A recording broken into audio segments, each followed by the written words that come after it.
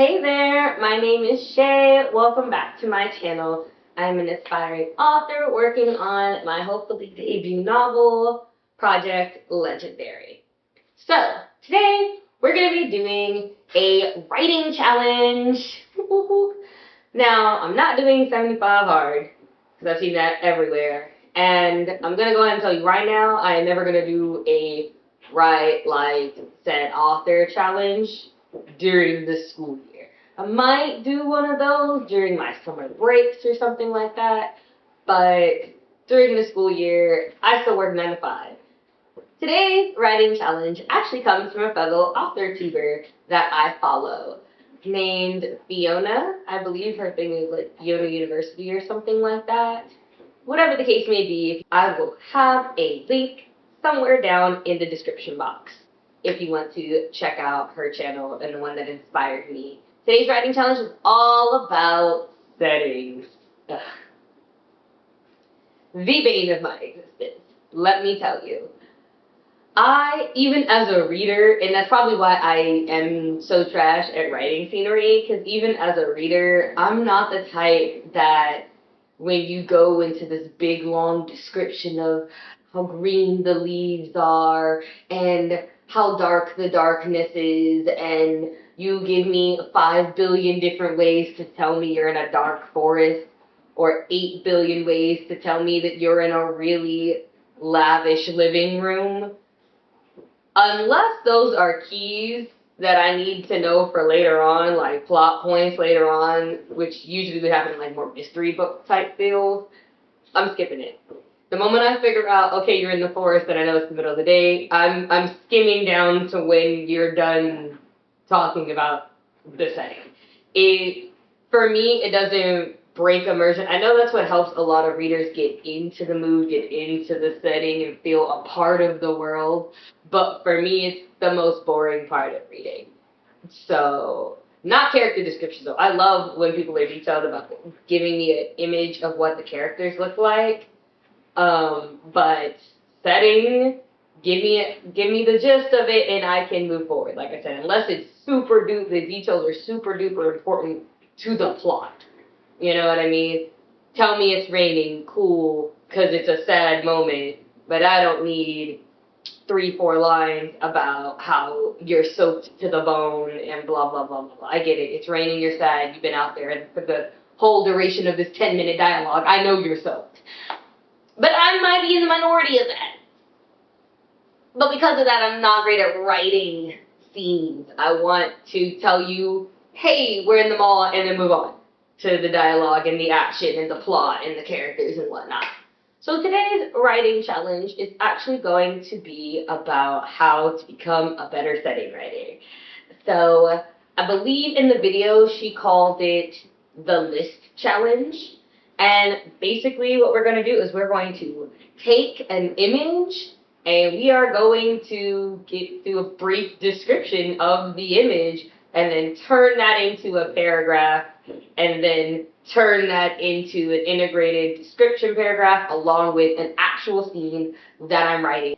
So I'm really excited to do this challenge and see how well I do at it, and to see if it really does help me make a scene feel more immersive. Without further ado, I'm going to go ahead and show you the process I went through of finding the perfect image for this challenge. We need to find something for this scene, an image to pick apart for it. So I'm thinking, I don't know what to search. I'm always terrible at searching on Pinterest. So I'm just gonna go pretty in pink, um, luxury room, bedroom. Let's see what happens. Oh, lots of stuff. Let's see what screams Hera. Like, not gonna lie, I really like that one. That one's kind of cool. Chandelier definitely gives rich girl vibes. Well, we might come back to that one. But let's see what else they got real quick. Let's not just settle on the first thing. Like, look at this. The canopy. The circular bed, the staircase to the extra thing. Oh my goodness. The book, the candles. I know I said we shouldn't settle on like the first thing we see, but like if this doesn't look like the room of a teenage goddess, I don't know what does. Actually, I don't know why I was searching in pink. I kind of actually think her room would be blue or green. So let's go with, I feel like royal blue. So I might go deep blue and then just keep the rest of it the same. Luxury bedroom. Let's see if we can get something with the same vibes. Oh, look, there's a touch of pink. Kind of like that. But it's not screaming like the other one was. I want to find one that screams it like the other one did. These are beautiful though. These are certainly beautiful. But it also kind of has to scream teenage girl. You know, it can't. Some of these feel like the master bedroom suites for an adult. Oh, okay. Let's see if we can Biggie scream that. Dream, believe in yourself. The books, the candles. I like it, even though I hope these like this is a fire hazard waiting to happen because these candles are on a rug. The random guitar, but I think for intensive purposes, this could be a good little start. I don't know. I really like it. It's suggesting it for Amphrite, which, I don't know, because it. Guys. Actually, let's go back to that, because sometimes they'll give you suggested ones that are just as cute. That one's cute, too. Looks like it belongs in the same room. What's this now? Okay, okay. I like this one over here, but I also like, well, that one actually kind of, I don't know why that reminds me of like maybe a cat ring. Maybe she needs a cat lady.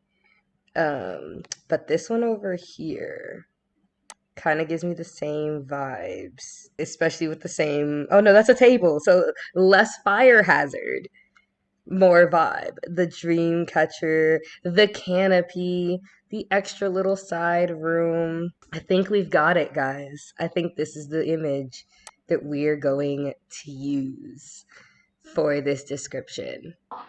Basically, we're doing a sleepover scene, and so the bedroom you found is going to be the bedroom that the sleepover scene is happening in. So I'm going to go ahead and get straight to it. I'm going to fill out the top half, and then I'll check back in with you once I've gotten the top half filled out.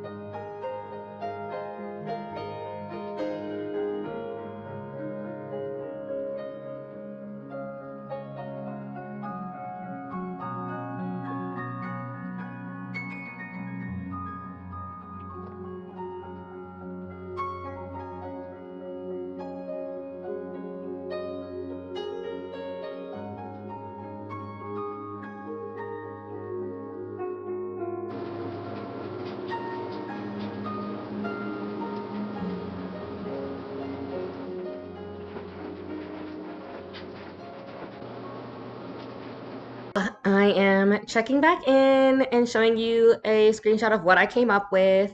So here were my basic, and I did not follow my own rules. I see now. I put 1 to 3 words each, and I definitely did not do that. But I was trying to fit it in while only sticking to 5. I'm really bad at this. But I had to mention the light blue and white color theme because, that's everywhere. And then the pale but alive leaves because, like, all these plants look alive. Some of them look kind of fake. This might be an AI generated image now that I think about it, which might contribute to that. But they don't feel vibrant. None of these plants feel vibrant. They're just alive. Um, Fairy lights draped literally everywhere, which is why now I'm starting to think this is definitely probably AI generated because there's fairy lights every, like, where do these go? It just disappears into the blankets. Oh no. Well, we're here now. The dream catcher above the bed, the full-length mirror over here in the corner. Then the sensory words. So I put the vanilla candles for scent because when I think of white candles, I'm not a candle girly, so all I think of is vanilla. Maybe I should start learning more scents.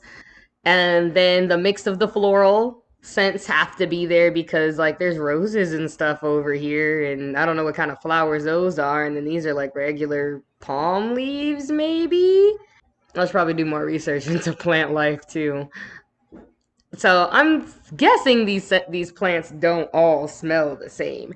And I know they don't because my brother is really big on plants and his room has a very earthy smell to it. Maybe I'll just put earthy scent. All right, maybe I'll just put earthy scent. Whenever you walk in, because there's plants everywhere. Now, it's not in this image, but I know in the scene there's going to be sweet treats. So I put the smell of the sweet treats. I put that it was sugar cookies. Felt like it would go with the same clean aesthetic that this image is going with. The soft blankets and rugs and stuff. Everything is very cushiony everywhere. There's cushions everywhere. The touch, I felt like the temperature is cold. One, because I think this window is open, and then two, why else have 15 billion candles literally everywhere? And I know my brother typically likes the fact that, like, it's colder. So in the room, I feel like that has. He told me once that has something to do with the plants. Like, I feel like they thrive better, or certain plants thrive better in the coolness. But that might be something I'm remembering wrong. Who knows? Then there's the touch of the journals over here, the nightstand, the breeze, the sound from the breeze coming in through the window. I imagine there's soft music playing somewhere. Like, I can imagine one of these little knick-knack things over here. Something is probably playing music. No one just sits in their room in the dead of silence. I shouldn't say that, but some people probably do. I've never met somebody who does, but somebody probably does. And then, of course, the taste of the sweet treats, warm and fresh. But then I took it a little bit step further because I remembered the scene is going to be through the perspective of my main character, who is a skeptic. So she's going to see this picture perfect perfection and be like, nah, there's something going on. So the extra vibe that she gets when she's going to see this is spoiled or rotten. And this is basically a dystopian novel on display as a bedroom. All right. There is slight clutter down here that I noticed, and the bed is really low to the floor, so maybe that's to also hide something that's underneath the bed. These candles are definitely covering something. Like, I get that it's a sleepover and there's probably like 1 or 2, and that's kind of cool for mood lighting, but there's so many candles, and that's got to be a fire hazard. So either she's covering up something or she's really anxious all the time to own all these candles. Or at least that's how she's going to assume that this is how her room looks on a daily basis. It's spotless as if no one lives here. Like, there's the clean because you have guests coming over, and then there is perfection. Everything is in its right, perfect place. And I feel like she's gonna feel that. The sound of the quiet, the fact that the only sound we heard earlier was basically the night breeze and whatever soft music is playing. And knowing the history of what's going on in this house right now with the parents and everything like that, there's no peace in this house. It should be louder in this house, and there's nothing. So it's kind of eerie, like a calm before a storm, in her opinion. And then the taste, oddly enough, you can taste love because it's not here. she's gonna probably compare it to other people's cookings that she knows, either probably her own mother or another friend like Hestia's cooking that she's ever tasted, and that these cookies, while were probably made perfectly by their chef or anything like that, but there's something missing. What I'm going to do now is I'm going to try and write a description paragraph, turn all of this into a paragraph, and then merge that paragraph with the actual original scene. So I will see you back when I'm done doing that.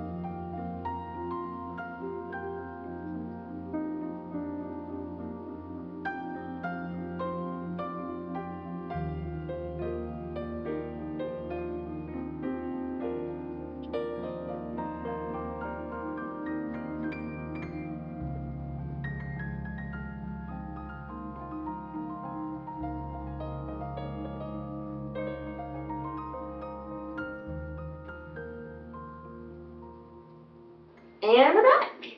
So that was a very interesting experience for me. I've never really done writing challenges before, so that was kind of new and it was cool. And I want to give it, honestly, 4 out of 5 stars rating for usefulness and whatnot. One, because if I look at what I wound up writing versus when I go back to my rough draft and look at how I described the scene that first time, this is hands down the better description. It's definitely more in depth. There's definitely more intentionality behind it. So it did make the scene look more real, feel more fleshed out. And I would definitely reuse this tip on important scenes. So major scenes where, like I said earlier in the video, when I know like this is a plot point, so it's important that you understand the environment that you are in right now. I definitely want to use this for that. But for like my smaller scenes where it's kind of, for example, a lot of it takes place at a high school, so I'm not going to do that with every single classroom. That's unnecessary. So I won't be using it for smaller settings because it did make me feel really word dumpy, really info dumpy when I looked at the final result, even before I merged it with the scene, which I haven't done yet because I haven't written the scene yet. Yes, I have the rough draft version of it, but I didn't merge the two yet because there's some things that I needed to tweak about the original scene still, and that is going to be based off of the gap between where I am now in my draft and when this scene shows up. It's a very small gap, but that gap has some elements that I'm thinking of changing, and that'll affect how that scene plays out. So I didn't do the merger just yet. I only did the description. And the description is a really, really long paragraph. So I don't want to feel info dumpy. So that's why I'm still giving it only a 4 out of 5. It's not something I would do with every scene, and it's not something that made me feel any less info dumpy, but it did do the trick of, hey, I need to do better about being descriptive. It did allow me to say what's in the scene in a way that makes the reader feel immersed, and it did give me more inspiration because, as you saw, I had like the original thing, but then I was able to do more from the perspective of the person who was actually experiencing the scene. My basic list at the start is just if a regular person with no motive, no intentionality, like us, the viewers of that picture, finding it on Pinterest. Okay, what do you see? Okay, I see blue, I see blah, blah, blah, blah, blah. But as a character in the story who knows more about the world, see, that blue might mean something else. The perfection means something else to her, and she's the one who is describing the scene, not an outside influence. So giving the first being an outside influence allowed me to jumpstart and give, okay, now what does all of that stuff mean to her? And I really liked that aspect of this. So definitely 4 out of 5 for the usefulness of this strategy and this challenge. Now you might be asking yourself, why would you care about my rating? You don't know me from Sally Joe Blow or whatever. And to that I say, maybe you got a point. Maybe you do need to get to know me a little bit better as an author, as a writer. And if you would like to get to know me better, 1, keep following along with me so that you can see my journey and get to know me and my personality and who I am as a writer. Option number 2 is I can go ahead and put somewhere up here the info card to the Q&A I did on the Authortube newbie tag. I made a whole video answering about 10 questions about me as an author to give you a starting point of getting to know me. So go ahead and check that out. I would really love it if you did. I would also love it if you went down into the comment section and gave me more ideas of challenges that I can try. Like I said, I would like to steer clear of the write routine like so-and-so because a lot of those authors are full-time authors and I still work a 9 to 5. There's got to be more writing challenges out there than just the 75 hard or the write like somebody else or the monthly things that happen sometimes during the year. So if you've got any ideas, maybe make one of your own and suggest it to me. If you've made one, tell it to me down in the comments. I would love to try it. I'm going to go ahead and bid you adieu. Now, I do post every Wednesday for maybe you want to consider it Writer Life Wednesday, but my Writer Diary series where I am going to be talking about all the things I'm doing with my project Legendary debut novel. And if you want to check out the other videos that are related to that project, I'm going to once again have that somewhere on the screen for you to click on. You can also look at some other videos that I have posted. I have that Project Legendary project. I have my July Camp NaNoWriMo that you can look at. So there's definitely more exciting things on the way. By the way, the Camp NaNoWriMo videos go up every Monday. So be sure to like, comment, subscribe, hit that little notification bell, because even though I told you what days I post, you know, we're human, you might forget. YouTube will be nice enough to remind you. And I would love to build on a writing community with you guys of us helping with each other and sharing ideas with each other. And so I will see you next time.